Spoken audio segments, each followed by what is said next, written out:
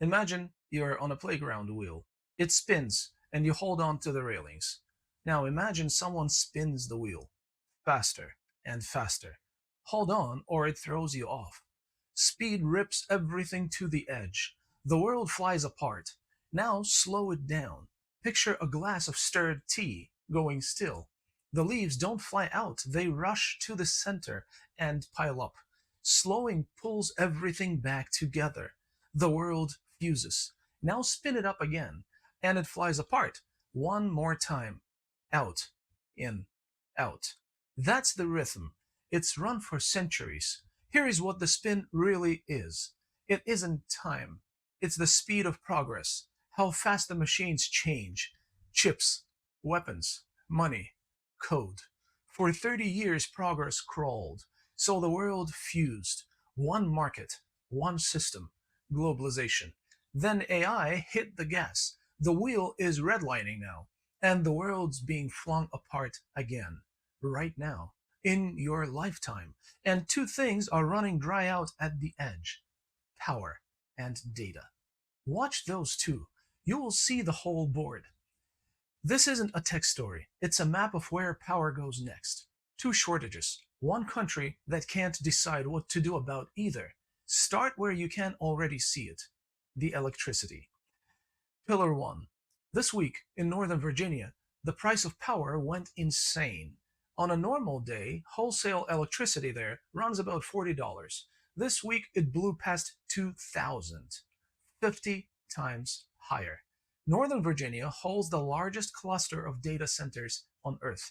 Those buildings are where AI lives, and AI is starving for power. So the government stepped in.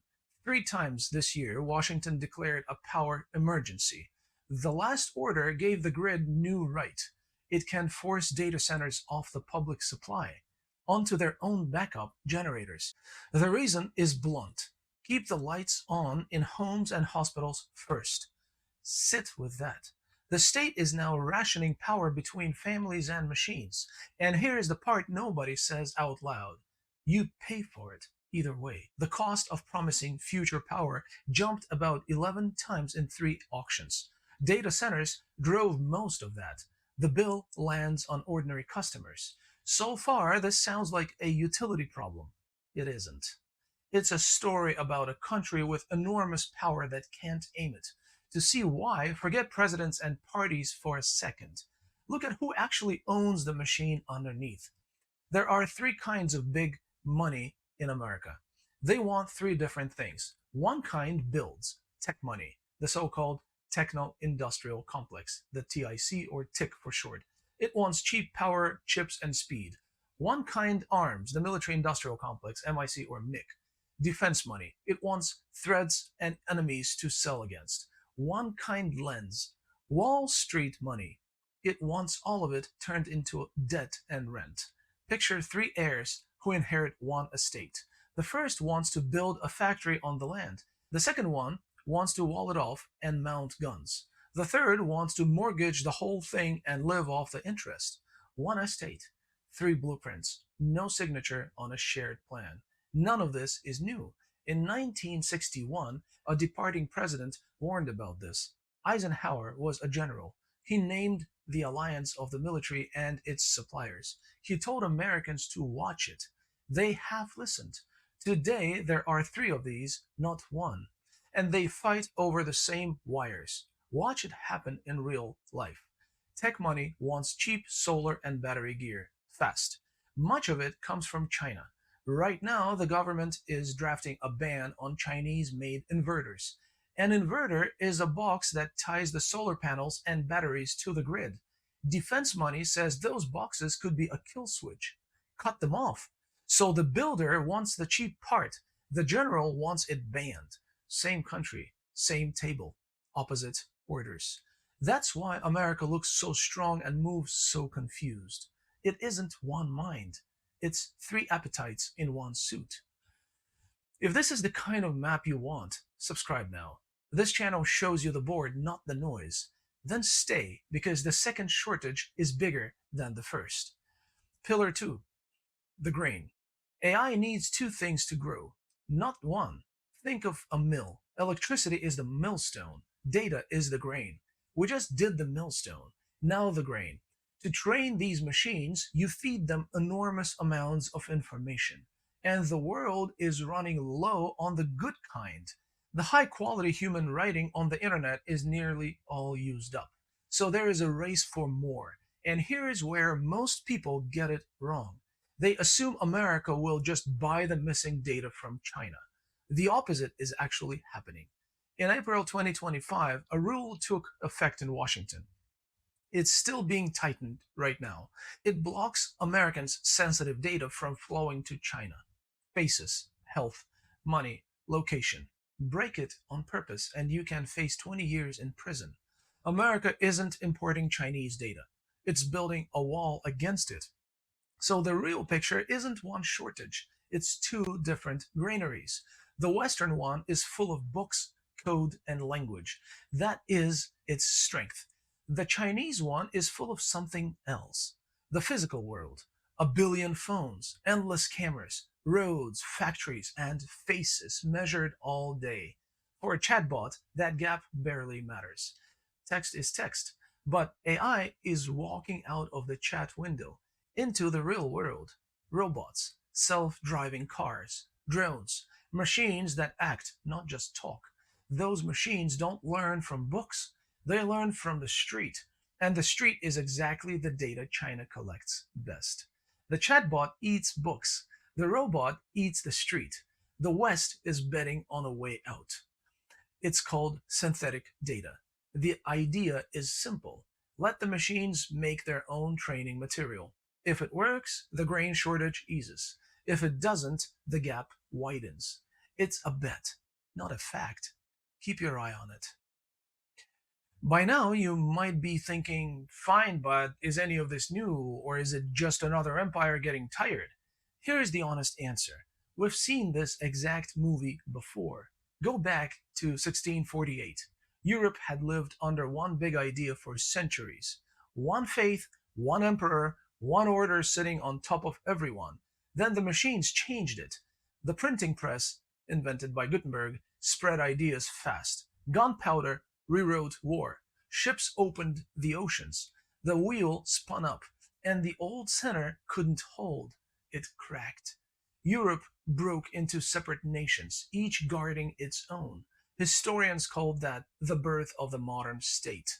That's our moment. AI, cheap drones, sanctions, and split money are the new printing press. Globalization was our one big idea sitting on top of everyone. Now it's cracking the same way into blocks, into rivals. Which brings us to the next real contrast. And I want to be careful here. This is not China wins. No, it isn't. China faces the same grain shortage, the same power limits, the same hungry grid. The difference is only this one. One side can sign a plan, the other can't. Go to Ningxia Desert in China. There is a data center that runs on wind and sun, wired straight to its own power, built to a plan the state announced out loud. It might work, it might not. The physics is brutal for everyone, but it's one owner deciding. America has three heirs and no shared signature. That's the whole game. Not good versus evil, coordinated versus scattered. Now, smart people will push back. Good. Let's take them seriously. First voice. This is just a heat wave and some cranky neighbors. Calm down. Fair. Heat waves pass, but the price of future power didn't spike for a week. It jumped about 11 times over 3 auctions. Data centers drove most of it, and Washington declared 3 power emergencies in 1 year. Weather doesn't do that. A shortage does. Second voice says, you're just rooting for China. No. Read it again. China's grid strains too. Its clean power promise keeps running into reality. Most of its machines still run on coal. I'm not saying China's winning. I'm saying one side can coordinate and the other can't. That's a smaller claim, and a harder one to dodge. Third voice says synthetic data fixes the whole thing. This is hype. Maybe. That's genuinely the West's best shot.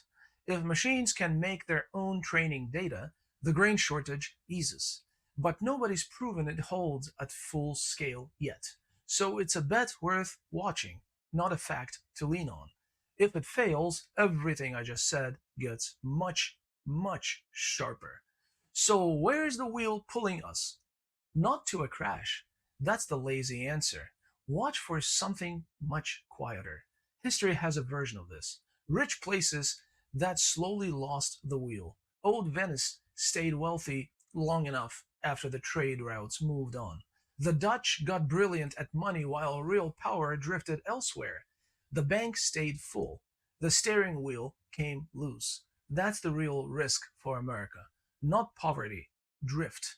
Still rich, still loud, but less and less able to point itself. And you can already read the direction. Here is what I expect. Power emergencies stop being emergencies. They become normal. More states force data centers to bring their own power. The fight becomes the law. The security side keeps banning foreign gear, which raises costs, which slows the build, which feeds the very fight we just watched today. America keeps winning the chip and chatbot race and keeps hitting the same wall. Power. China keeps its planning edge on paper and keeps hitting the same brutal physics. And the money layer stays rich right up until physical grip is gone. None of that is doom. It's a direction. You can watch it fill in month by month. I laid out the deeper version of this in my Substack this week. The predictions, the history, the money trail. If you want the map instead of the headlines, that's where it lives. The link is below. Here's the one line to keep. America doesn't have a power problem. It has a pointing problem. The strength is real. The aim is gone. Keep watching the grid and the grain. They'll tell you the story before the news does. This is a wrap for today, my friends.